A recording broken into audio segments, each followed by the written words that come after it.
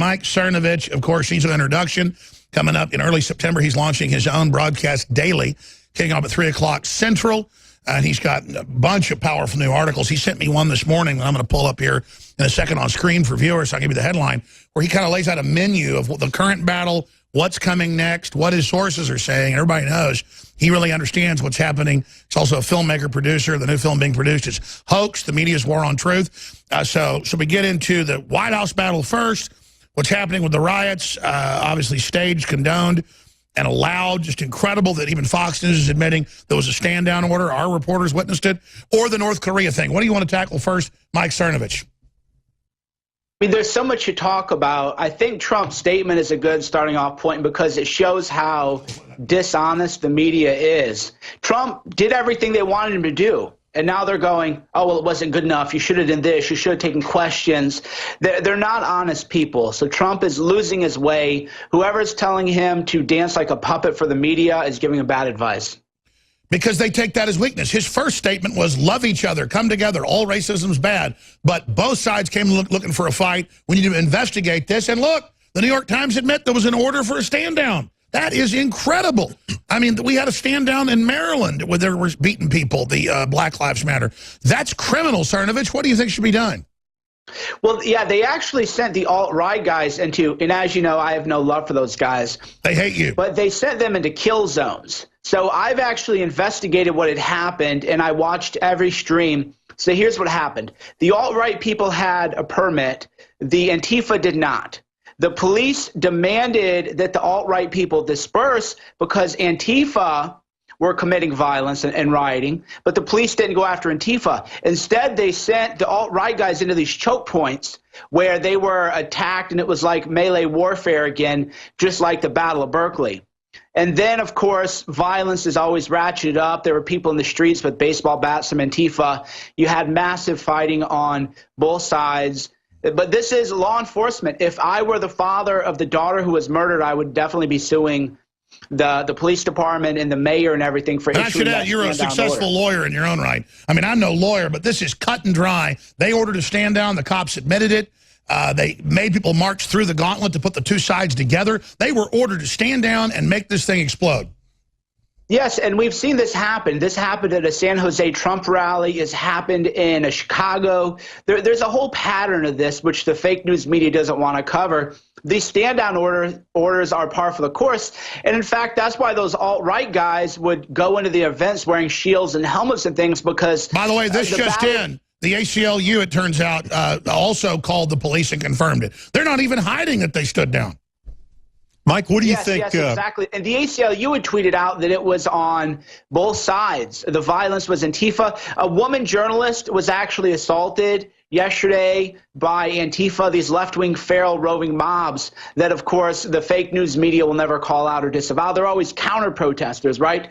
They'll never name who they are. So we live in such a dishonest world, and this is what happened with Jeff Sessions. And the reason that's why I want to talk about it first is just to set the framework for the world, which is that you can never show weakness. You can never apologize. You can never placate or appease the media. You have to always double down. And this is a bad thing for society because they're never going to say, oh, you know, because you've done that, Alex, before where you tried to say, oh, you know, I got that story wrong here. I'm going to retract it. And then they go, this proves that Alex Jones is a conspiracy theorist. Well, worse, they keep misrepresenting that before I was ever attacked, I corrected because it's the right thing to do. Then they lie and put out fake quotes of me repeating what I didn't say. So they take it as the weakness because they're so stupid and think that must be the target point.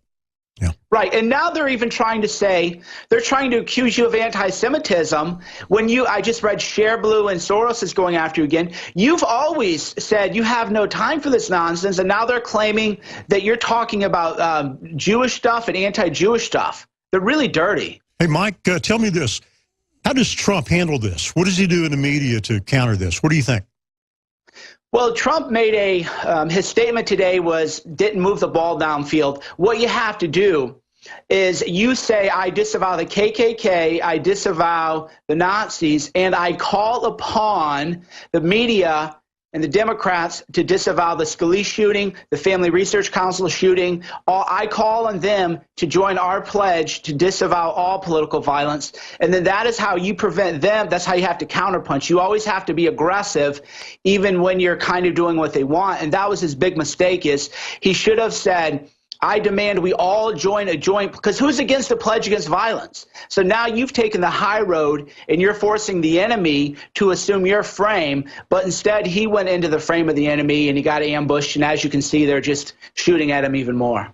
Well, you know, when his first statement actually was consistent with what you just said, he said all groups that were involved, but then he backed up, you know, after they came after him. By the way, I watched his press event here a few minutes ago. He did a great job on it, but he's backpedaling now. Instead of being on offense, he's gone to defense that quickly. What do you think of that? Well, his statement on Saturday wasn't good because you have to identify the enemy by name.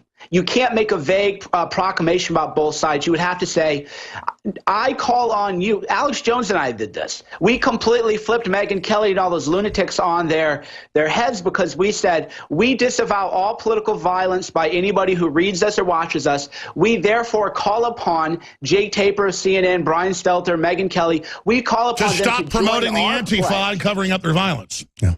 Right. So let me add this, since you mentioned it.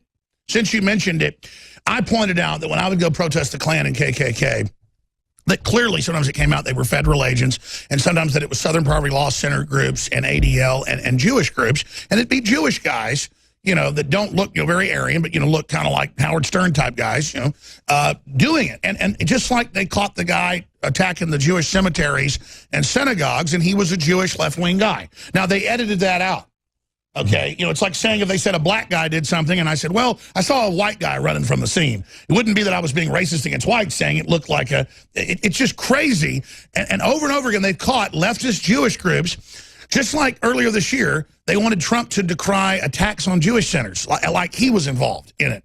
So he said, okay, I decry it, but it could be staged. And I went, oh my gosh, it was fake. They caught the left-wing Jewish guy who admitted to doing it with accomplices. So I'm talking about Jewish groups going out as white supremacists, posing as them. They've been caught over and over again. The ADL's been caught. The Southern Poverty Law Center's been caught. And then they play this game like I'm just making that up. I just love it. I love it. I love it. Call me anti-Semitic. I don't care. You're liars. It's like calling Trump anti-Semitic when his family's married into Jews. I don't care. Nothing against Jews in general. It's all edited. Alex Jones accuses KKK members of being Jewish actors from Seinfeld. Look, they have to do quotes on each word to put them together. If you're seeing a real quote, folks, it's like quotes and then 7, 8, 9 words and then a quote. It's not one word quotes, one word quote, one word quote, or 2 words quote. I mean, this is incredible because they don't want to put the part in there where I give the examples of where it's in the news. But don't worry, we'll do special reports on that now. Can you guys pull up a leftist Jewish man arrested in attacks on Jewish cemeteries? Just as Trump said. Just as Trump said. You want to comment on that, Cernovich? Well, hate crime hoaxes are actually very common. And of course, the Southern Poverty Law Center does have white non-Jewish people who stage these events too, which of course, we've all called out false flags on, you know, people of all races, religions, genders, and everything like that. And so what they want to do though is, and this is what I've learned is, what they want to do is they try to make it sound like you're criticizing all Jewish people, which you're clearly not. You're only criticizing agent provocateurs, which we criticize white people all the time, too. That doesn't mean George Soros is trying to overthrow Israel. We're not. Yeah. What do you think about an enemy? Soros was named by Israel as an enemy of the state. Right? Yeah. That's what why does nobody ever want to talk about that? Why? And also, too, why are the very strong, powerful right-wing Jewish voices in America silenced by the fake news media? They're very, very powerful right-wing Jewish voices, and the media pretends like they don't even exist. I think that's anti-Semitic. Yeah. I think that they should hear from very strong-minded right-wing Jews who are opposed to Soros and other things and call this out. I agree. But Gary those Haven? people are being silenced. Yeah, you know, they're quiet for a lot of reasons. I think it's interesting that George Soros has a warrant out for his arrest in Russia. Other areas. I mean, I would encourage Trump to have his Justice Department charge Soros with sedition. He's clearly guilty of it. You can follow the money and his attempt to disrupt the peace and to violate the laws of this country. I mean, it is clear as can be.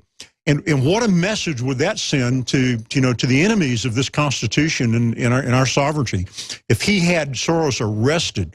Of course, that leads us to the Clinton crime family and a few other things. Exactly. This country is in a fight for its life. Cernovich, and you're going to be with us the whole next hour because I want to get into your dark skies scenarios. I want to get into the background of folks that actually pray and meet with Trump and talk to him on the phone almost daily, and really how Christian he really is. This is powerful stuff coming up. But just briefly, in the 2 minutes we've got left, Mike Cernovich, the big fight going on inside the White House, blaming Bannon for this, the power struggle. What's your intel? Yeah, they're trying to frame me. So actually, Chuck Todd on Meet the Press read one of my tweets to H.R. McMaster. But you probably never heard about that because who watches Meet the Press anymore?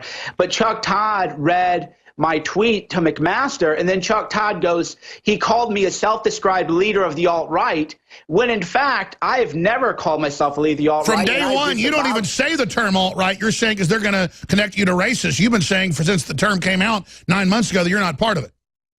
Exactly. So what they're trying to do is they realize that McMaster does have a lot of problems. Sheldon Adelson's group, Zionist Organization of America, has consistently come out against H.R. McMaster. So they're freaking out within the White House, and they go, well, what are we going to do? Well, let's frame Cernovich for being part of these alt-rodents, as I call them, and then we'll try to make anything that he says seem like it's less true. So it's the usual dirty tricks playbook that we know how to do all the time, but it shows how McMaster is leaking to the press because all these mainstream media outlets, including Share Blue and George Soros' websites, are defending him. CARE's defended him. The Muslim Brotherhood has defended him. Everybody at the ADL has defended him. The SPLC has defended him. CNN has defended him.